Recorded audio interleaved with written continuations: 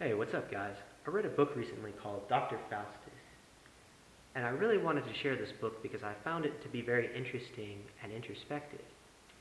The story is about a scholar, perhaps the greatest scholar of his time, who sells his soul to the devil for 24 years worth of service.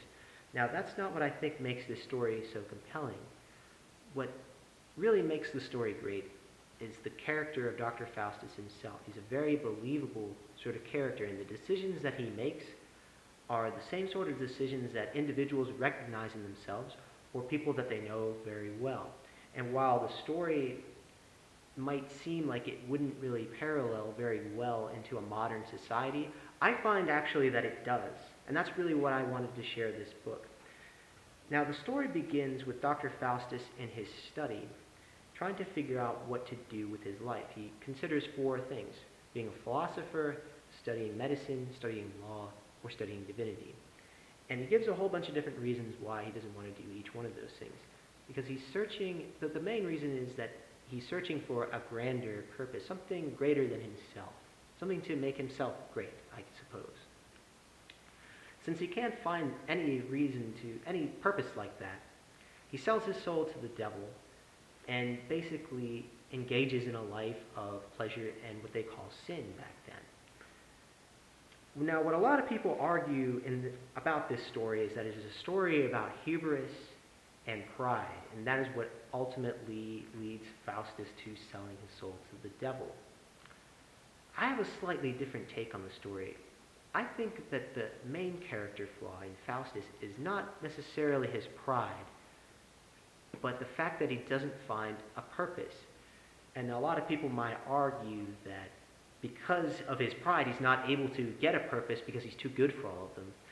But I think in a situation where Faustus does not have as much pride, the result is the same: a very slow and agonizing death.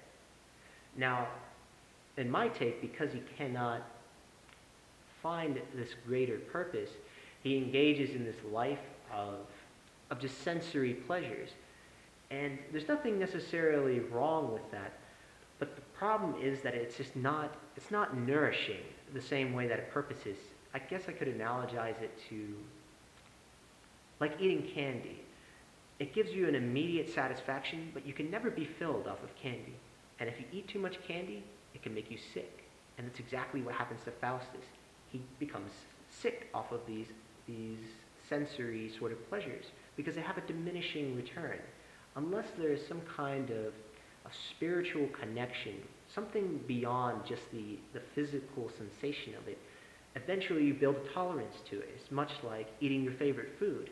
If you eat your favorite food every now and then, it still has the satisfaction that it gives for that immediate moment, even though it might not be purposefully nourishing.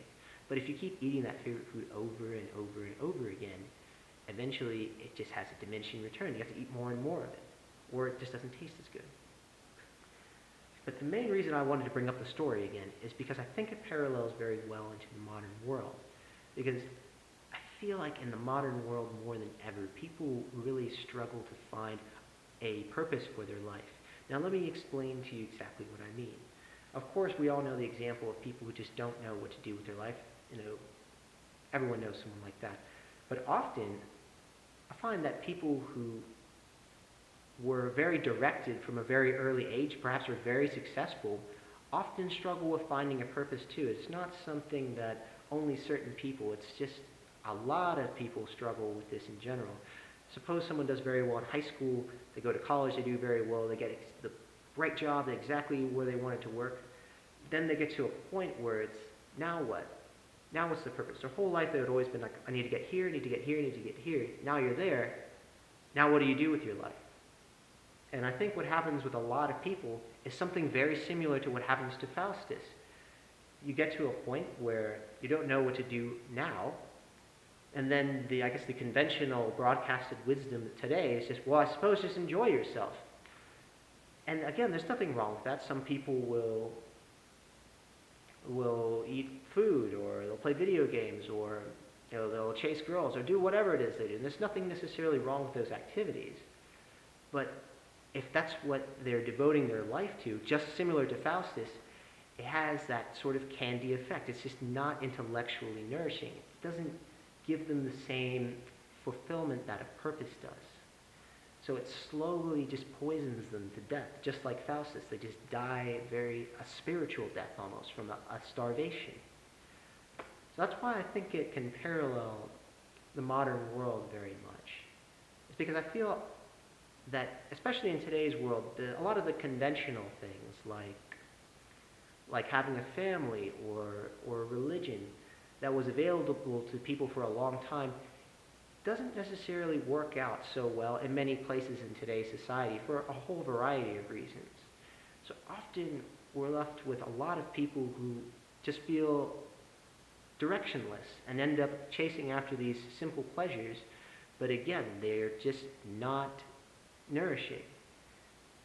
And it kind of reminds me actually of something that Mephistopheles says in this book.